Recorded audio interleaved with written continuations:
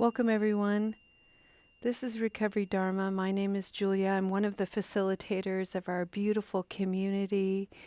In the Spokane Sangha, one of the things we do that is unique is we take a concept and we explore it for a whole month. And so we create meditations and conversations as a way of helping us look deeply, not only at our habit energy that may manifest in the form of substance misuse or misuse of screen time or any other kind of misconduct in our lives. It's really about looking at the whole of our lives, including all the things that we do well. And sometimes when we're in a place of negative habit energy, we can forget, we can almost inflate and exaggerate the negative habit energy and ignore or diminish all the things that we do that are beautiful and positive, the way that we're kind and supportive, thoughtful and considerate, the vastness of our capacity to be understanding and loving. These are things that often get overlooked as we are suffering, really. And so this month, for the month of November, we have been looking at a theme of generosity, dana. And we've been looking at it specifically in the way we receive, because we have this propensity to define generosity only in the aspect of how we give. How we receive is its sister, its partner in a way. And when we can receive with presence and thoughtfulness, with openness and curiosity, we actually give others opportunities to be giving. And because this is such a cycle of mutuality. And so for the past few weeks, we've been talking about receiving as an act of generosity.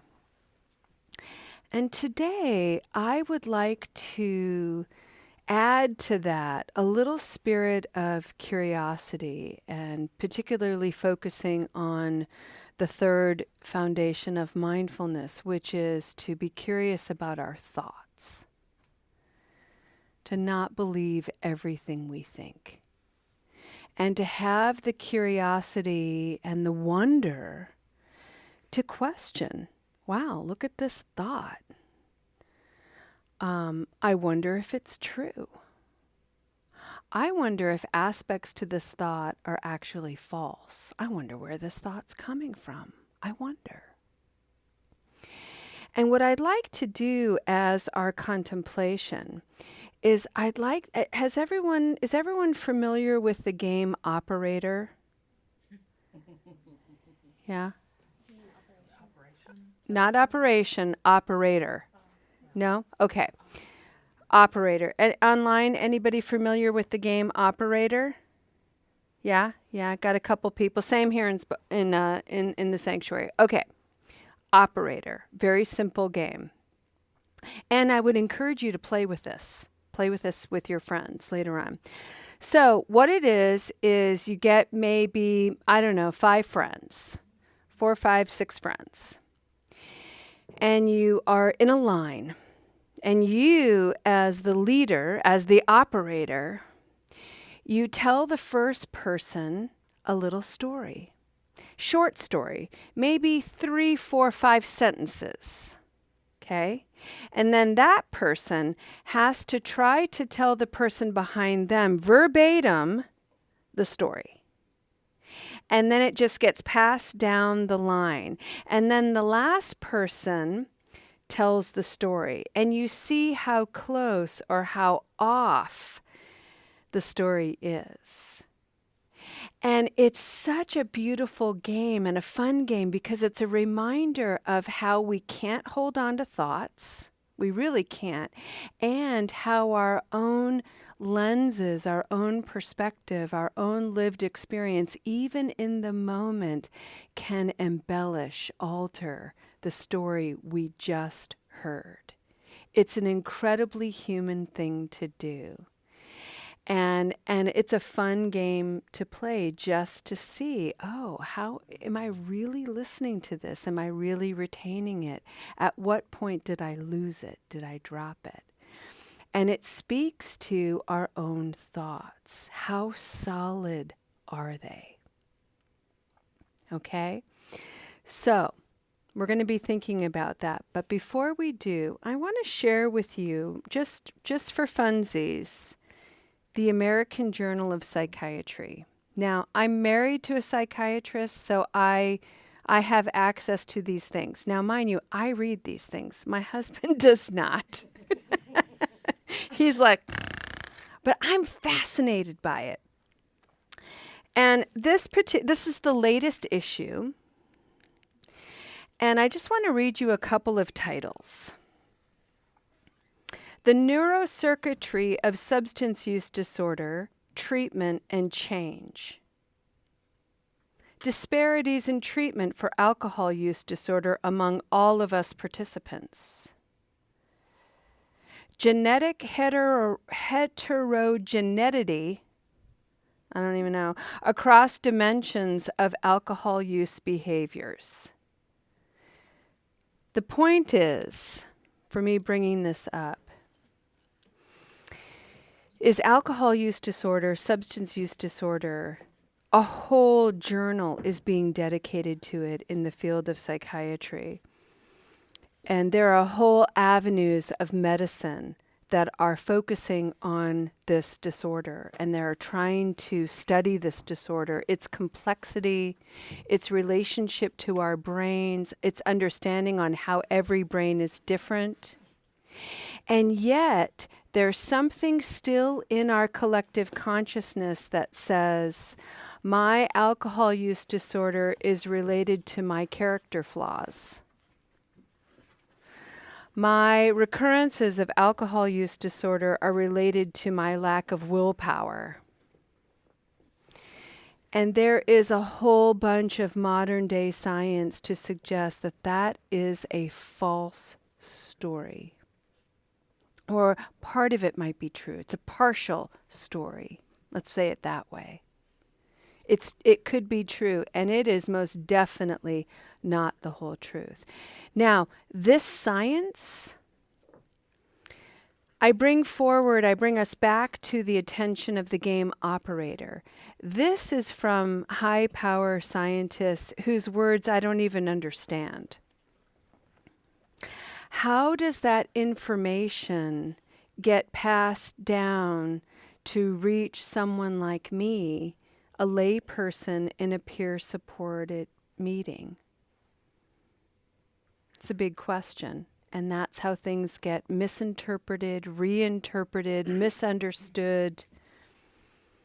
And so we have to become self-advocates. We have to become empowered and confident to ask questions, to be curious about our own brains, our own habits, and dare to question the professionals, not in an antagonistic way, but in a curious way. Help me understand this science so I can better take care of my brain. Alrighty? And the beautiful thing, the hopeful thing about all of this is there are some really, really smart people who have our well-being in mind. They have our physical, psychological care in mind. We are here today to take care of our spiritual well-being. Alrighty? So, I would like to welcome Phelan to the Spokane Sangha for the first time. Hi, little buddy.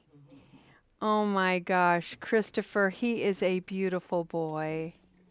Oh my goodness. Hello, sweet. I know it. Oh my goodness. All righty. Oh my word. He is wonderful. Oh, yeah, you can yank on that. That's all right. All right, there we go with little Chomper. Um, he is all good. All righty, friends. So let's enjoy a moment of puppy magic, new life energy, and then let's see if we can come into a reflection for a handful of minutes, just thinking about the game operation, thinking about the way our own thoughts and stories can really, really distort a reality that might be playing out before us. And I'd like to bring into our contemplation a very specific story that I think many of us have encountered. To engage with this practice, let me invite the bell to sing one more time, the chime, and that's a call to turn inward, provided you don't have a puppy nipping at your toes.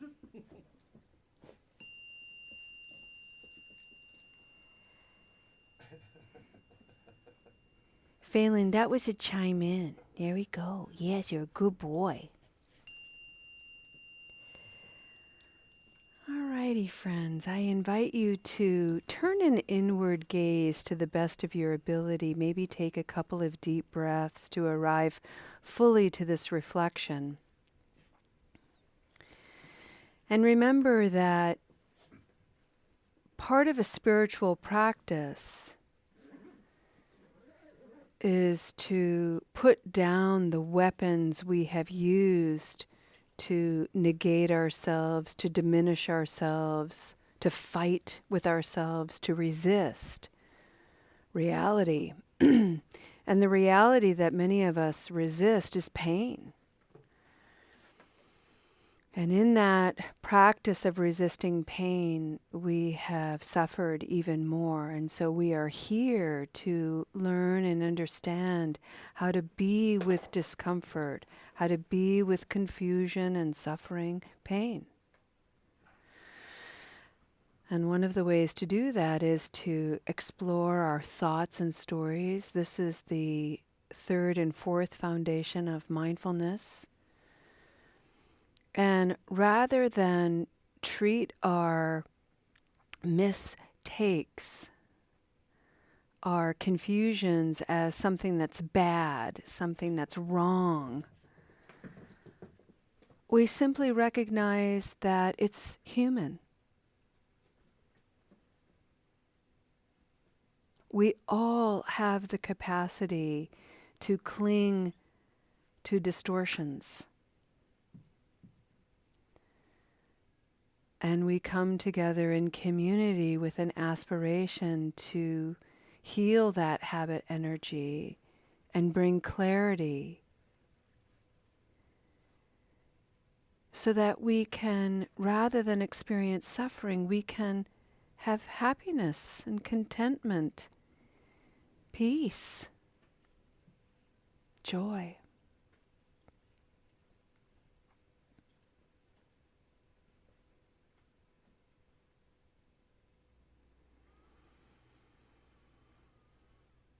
It's why playing games is a great teacher.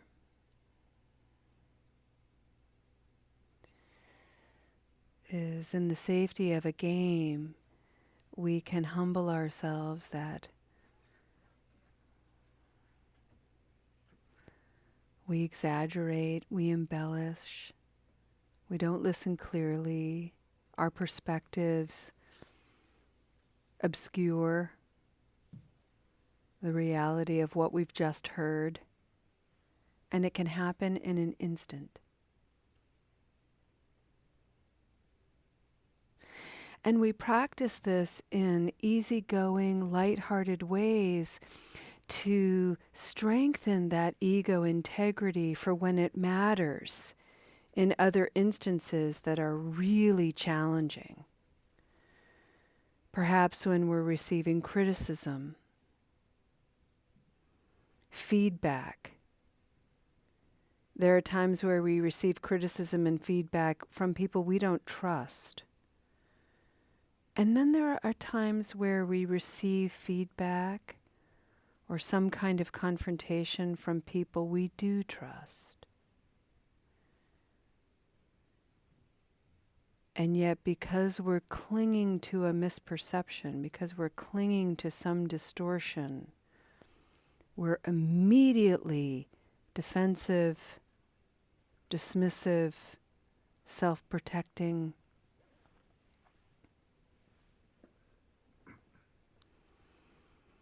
Not able to entertain the other person's perspective, not even able to be curious about our own reactions and their motivations. Here's a scenario.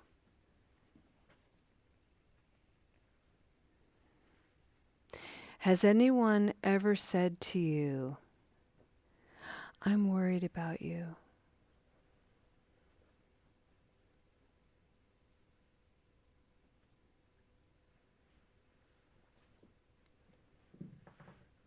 How did you respond to that?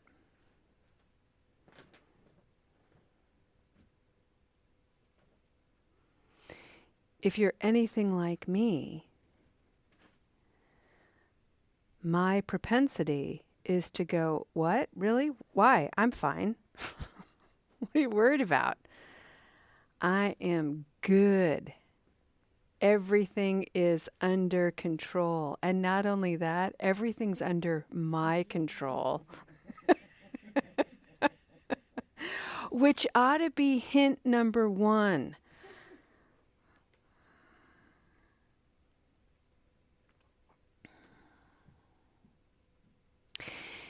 Have you ever been that person that confronted someone?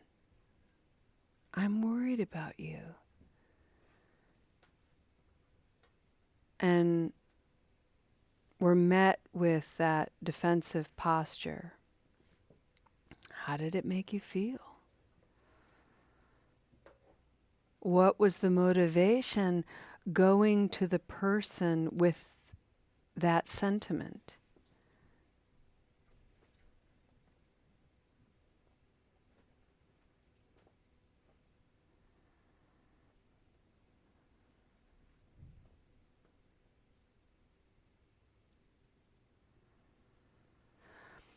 And what if we could change it by just a matter of a degree or two? What if somebody came to us and said, let me put it into the first person. What if someone came to me and said, "Julia, I'm worried about you"? And what if I took a breath and rather than reacted in my same habitual way, I just took a moment to be curious and heard, wow, this person's taking a moment to express to me that they care how I am. It's not a judgment. They're not trying to rule my life. They're trying to express, "Hey, Julia, I care how you are. And I have a little worry about something I'm observing in you. Can we talk about that?"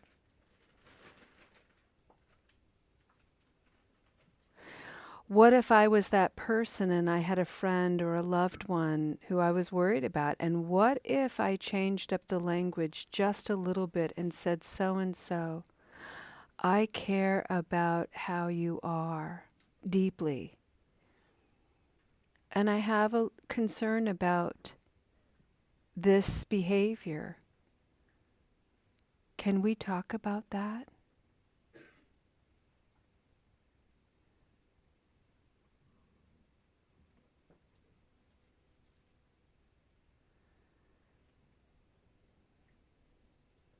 Giving care, receiving care comes in many forms. And sometimes our stories, our thoughts, our mental perceptions and formations obscure and therefore limit our capacity to both give and receive care.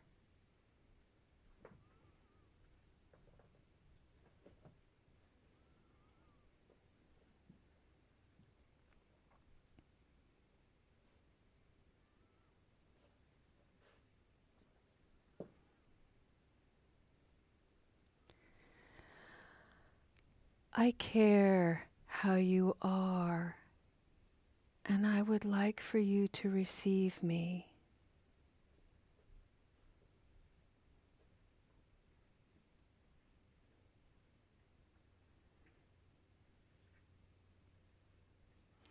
I hear your care for me.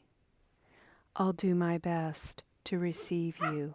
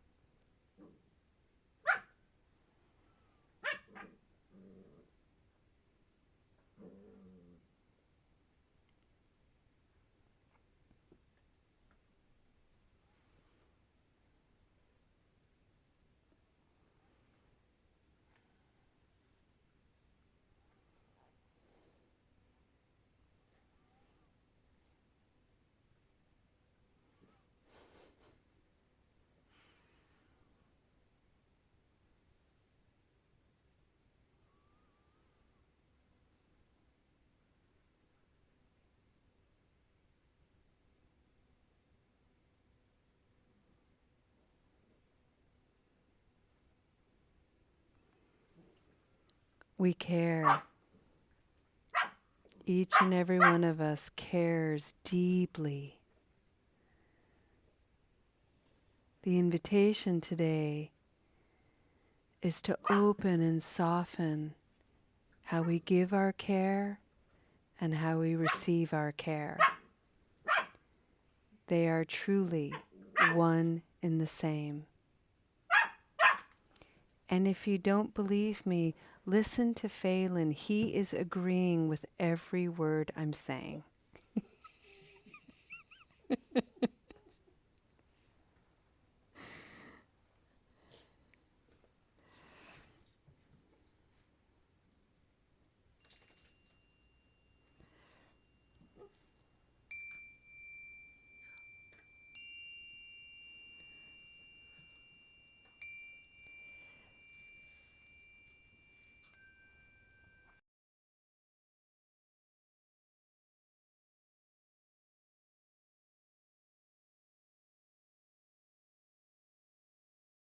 I'd like to go ahead and end our practice today with a dedication of merit.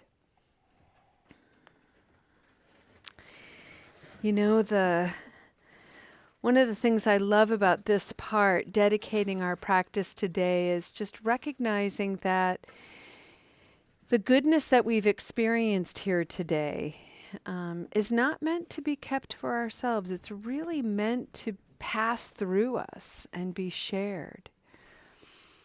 And I want to acknowledge the courage that we all have expressed by being here today. I think none more than Christina, who just is like, I'm going to get to a meditation center and just walk on in. And wow, it's just so great. I love it. Yesterday we had a couple of Sangha members that came in and they made it just through the door. And that was how far their courage took them. And that was great courage. There are many friends out there who are not able to get out of their apartments. They're not able to get out of bed. They might actually be in jail or prison, maybe even in the hospital or on the street. They can't find their way here. Even if they were to muster all the courage they had, they can't find their way here. So we practice for them. And we send out our presence and our goodness and our love and compassion to find them, to wrap around all of these living beings who are cold and sorrowful. And maybe they feel the warmth of this embrace, the safety of this embrace, its tenderness and care.